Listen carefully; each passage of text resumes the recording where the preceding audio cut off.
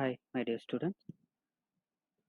In this video lecture, we are going to discuss about the factors which is influencing somoclonal variation. In the previous class, we discussed about what is meant by somoclonal variation and gametoclonal variation, and that is about in vitro and in vivo also we discussed. Okay. Now, here it is about the factors which is influencing the somoclonal variation. So we'll discuss one by one. The first is genotype. The major factor which is influencing the somoclonal variation is genotype. The genotype of plants used for somoclonal variation is it's important for the selection of variable, and the genotype can influence both the frequency of regeneration and the frequency of somoclone. So the genotype is very important when we are dealing with somoclonal variation. Second is about explant source. The source of explant has been considered a critical variable for somoclonal variation. And for example, while we are working with different type of species, we need to use different type of explant. In the case of geranium, whereas in vivo roots and petiole cuttings can be used, but the in vivo root will produce more somoclonal compared with that of petiole cutting. Like that, the explant will play a major role in the somoclonal variation. Similarly, in the case of sugarcane, there is a formation of somoclones in the stem cutting when the sugarcane is used, not with that other explant. So dealing with the next plan, different in the same plan, the selection of the explant based on the criteria what we are following, it will produce as a somoclonal variation. Different explant will produce somoclonal variation. Maybe it will produce or may not. Okay, so the explant is very important regarding the selection of or doing the somoclonal variation experiments. Okay. So next is duration of cell culture. Okay, duration of cell culture, which means how long we are culturing the cells. Okay, chromosomal variation has been reported for many established plant cell culture when it is prolonged exposed to the culturing media. So it is widely accepted that most long-term culture are chromosomally variable. So most of the polyploidy and aneuploidy plants have been frequently recovered in large number of species. For example, in geranium, Nicotina tobacco, then tomato, alfalfa, etc. Okay, so it has been stated that variation increases with increasing the duration of culture. So again, I'll tell you, it has been stated that variation increased with increasing duration of culture. Okay, so that is about duration of the cell culture. And the final one is about culture condition. Okay, culture condition, the condition what we set for culture. Okay, so it has been known that growth regulator composition of the culture medium can influence the frequency of karyotypic alteration in the culture cell. So when that depends upon the hormone condition what we are using in the media, that will induce the somo somoclonal variation. That's what it is mentioned about culture condition. So the karyotypic change based on the growth regulator such as 2, 4, D to 4D, then NAA, BAP, etc. That may be most frequently considered to the responsible of chromosomal variability. Okay, so by using this hormones, we can able to induce the somoclones. Okay, so this is about the basics about factors that are all influencing the somoclonal variation. Here, it is deal with about the certain factors that are all important during the in vitro selection of somoclonal variations. Certain factors it is mentioned here, such as selective propagules. Okay, like that of explant, what we previously deal with about an explant. Similarly, selective propagules say that maybe cells, protocost, or calli. Okay. So the for this in vitro selection can be applied to any type of tissues. Maybe we can use a cells, protoplast, or calli. So there are some advantages as well as the disadvantages depend on the tissues what we are using.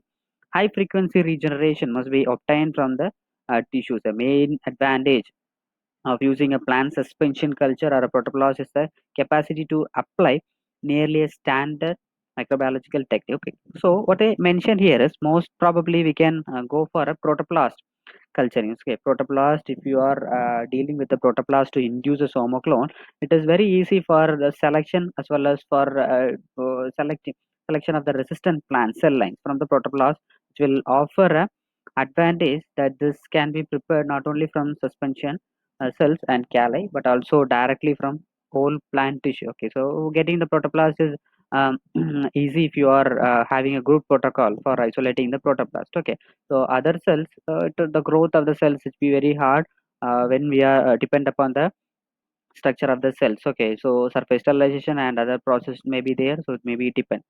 So then isolating this protoplast and getting a somaclone is somewhat easy. That's what it is mentioned here. So the clonal origin of cell, the clonal origin of cell line arising from selection using a protoplast is more accurate since the digestion of the cell walls freeze and separate the individual plant cell. Okay, so you know what is meant by protoplast. So there is a separate section is there. Isolation of protoplast is there. That time we'll discuss about. We'll going to discuss more about protoplast isolation. Okay. So here the protoplast where we get from the plants may be used for the clonal origin of cell line. Okay, so however the advantage may offset by the technical requirement necessary to produce a viable protoplast. So in order to go for a somoclonal variant, you need to technically deal with getting a most probable viable protoplast. Okay, then they mention about selection from a calais is probably one of the least complex method. That is also we can use either you can use a protoplast or any type of cells, or you can go for a calais also. So apart from the other cells, they mention about protoplast is somewhat quite easy to get a somoclonal variant and also easy to handle. Okay, so callus culture is easy to perform and maintenance and handling can also be done without too much difficulty. Same like that of protoplast, you can callus also easy to perform and maintain. So depend upon the next plan, we are going to get the different somoclone variant. Okay, so that is what they mention about the factors what are all important. The next is selective agents. Okay, selective agents. They mention about certain selective agents. Okay, so what are all the selective agents they are mentioning here? They mentioned about inhibitors used can be an amino acid analog, herbicide, or a synthetic toxin which was isolated from a fungal liquid culture or any type of toxin. It is available commercially toxin. Okay, so if you are want to find out particular cell lines which is resistant against any type of toxin, we need to use certain inhibitors. Okay, that's what they mention here as an herbicide or a synthetic toxin. Okay, some of the inhibitors are commercially available that can be direct from the in vitro selection experiment that we already mentioned about in vitro selection. Okay, in vitro selection of somoclones. Okay, so in that we mentioned about if you are using any type of toxin, we can able to change the plant to the toxin resistant or pathogen resistant plants. Okay, same thing they mention about here about the selective agents. However, when pathotoxin produced in a fungi in a liquid culture or to be used, the first this toxin must be isolated. If you, whatever toxin you are going to find out or to make a resistant against a cell line, that toxin you need to isolate. And in the case of abiotic stress of salt or aluminum tolerance, especially special type of things what they mention here is if in the case of salt tolerance you need to use a compound such as sodium chloride or aluminum chloride that can be used respectively.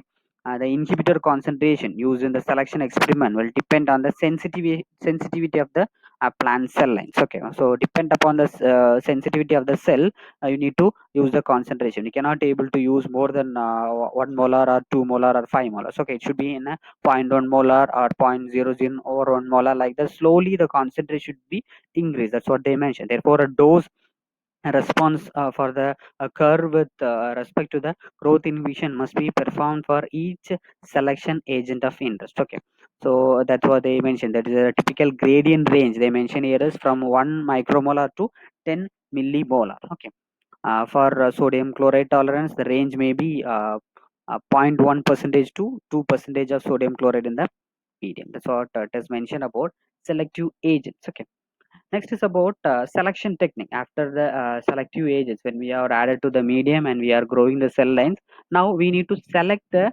cells, whether the cell is having the potential or not, whether it is variable or not. We need to select the cell. There are certain screening methodologies we need to follow in order to select the cells. Okay, so for that, here it is mentioned in vitro selection of the cell lines against an inhibitor is best carried out at the concentration that will kill more than 70 to 90 percentage of the wild type of cell. So if the 70 to 90 percentage of the wild cells will be died because we added the inhibitor, any pathogens or salt or aluminum, whatever it may be, we added in the medium, so that wild cells cannot able to tolerate and it will die. The remaining should be a variable cell. If the cell can able to adapt on such condition, if the cells are trying to be a variable, then only it can able to grow, otherwise it cannot able to grow. That's what it is mentioned here. Doses that are too low should be avoided because cells escaping for purely physiological reason could outnumber true mutants. So doses we cannot able to use the low dose, it should be in an appropriate concentration. Okay, so okay, so on the other hand, the inhibitor concentration is too high may lead to the potential resistant variant and also unable to grow, or if you are using low concentration also it is escaping from the pure variety, and if it is high concentration also it may be the cells will die. And there is another scenario we need to discuss about, an epigenetic adaptation is there. Okay, so what does mean by this epigenetic adaptation is, so for a certain period of time it will be adapted, and after that it will be lost. It may be like a temporary resistant to the particular condition, that is called as epigenetic adaptation. We don't want any epigenetic adaptation, but we need a permanent variant as needed. Okay, so that's what it is mentioned. Then the cells should be incubated in a incubator containing a media for a sufficient length of time to ensure the expression and the growth of the resistant clone. So ultimately, we need to grow the cells on a particular incubator containing medium for a prolonged number of time or a period of time. Then only we can able to see that whether the cells will be able to grow it and express the condition or not. Okay, so the selection can be carried out at very high toxin concentration with many or just one cycle of selection, or many cycles with the pass of non toxic media after second or third generation. What it is mentioned here is we need to continuously grow the cells in different type of cycle, first cycle, second cycle, third cycle, to find out whether really the cells can able to resist the particular condition or not. Otherwise I mentioned about epigenetic condition. Okay, so sometimes the cells will grow on the first cycle, it may not be grow on the second or third cycle, so the entire work is waste. Okay, so in order to prevent that, we need to culture the cell cycle in a in order to culture the cells in different cycles. That's what is mentioned.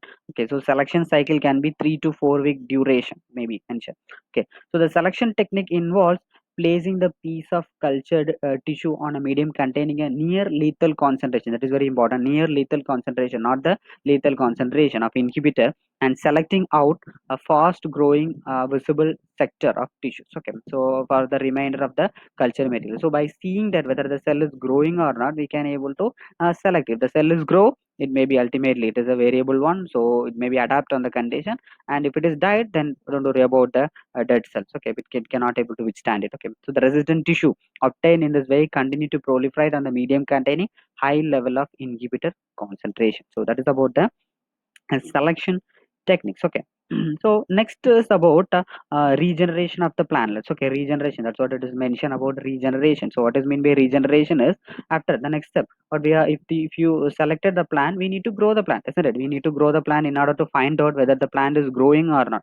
That step is called as regeneration of plants. Okay, so here we are culturing the plants and we are growing the plants. In many instances, the capacity of the tissue culture to generate a plant is lost over a long period of continuous subculture. Okay, regeneration is generally achieved by reducing the level of oxygen in the media and inhibiting the culture in the light. So what they are mentioned here is, if you are culturing prolonged subculture of the particular cells, it may not be viable, cannot able to grow it. Okay, so in order to overcome that, the regeneration is generally achieved by reducing the level of oxygen in the media. Okay, so in the media we need to reduce the oxygen level and incubating the cultures in a proper light, so that we can able to grow the cells, either it may be a protoplast or maybe a calip. Okay, next one is suggested in vivo testing. What is in vivo testing? So it is important that the plant from the culture which is selected from the particular toxin should be critically examined for the expression and the inheritance of the resistant character. So we need to find out whether the cell is growing or not, whether it is actually having the particular gene or not. Because why we are doing this homoclonal variation is we want to find out whether some gene should be expressed and adapt on the particular condition. Either it may be a salt tolerant or a stress tolerant or a ammonium tolerance or any abiotic tolerance, whatever it may be, or some pathogenic tolerance, whatever it may be, it should have to get particular gene. That gene should be expressed. Okay, so that's what that is involved in an in vivo testing. So it is important. We want to find out the plant is having the examine the particular resistant character or not. Okay, so only in this matter it can be determined whether the resistance is observed vitro is due to the mutational genetic adaptation by the cultured cell to the presence of the toxin. Okay, maybe it may be an genetic adaptation. Epigenetic adaptation means as a temporary. Okay, or it may be a mutational. Mutational even means DNA or genes will be mutated.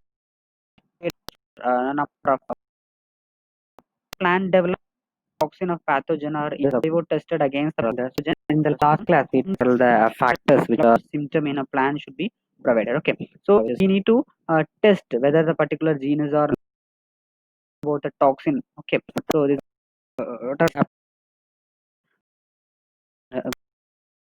analysis. Okay, agronomic and type. This is with more it's all depend on a particular type of analysis. Okay, so selecting particular toxin should be analyzed for their agronomical value in the first generation, working with second generation for stability, stem desired features. Okay, agronomical analysis and supply. Isn't it? The plan should stay. Also, is not a salt tolerant. We can go on a particular field to find actually growing or and whether what about the product also is there. If maybe it's not able to grow it a particular about be able to grow it. Checked that is called the agronomical analysis and the does okay so resistance okay resistance stability the meteors it, and were find out about difficult of encounter with the resistant of or toxin that are cultured cell. There are a variety of reasons for force instability etc. Frequent what culture genetic adaptation may be happen during this resistance stability for some one generation. It may be resistant, it may not be not be resistant. Okay, so that is what called as resistance stability, where you can whether the cells is resistant or number of generation. I need to for and after the again we need to grow advantage of cells one generation and F2 generation like that we need to check it. Okay, whether it is actually okay or not, whether it is more at the character of the particular against the particular detergent or against this tolerant or whatever that you are going to screen, then only you can able to monitor the plants. Okay, so this is about the it is mentioning about the factors. Okay, main advantage which is including the class. So that thank you, we'll see in the next class. Okay, and okay.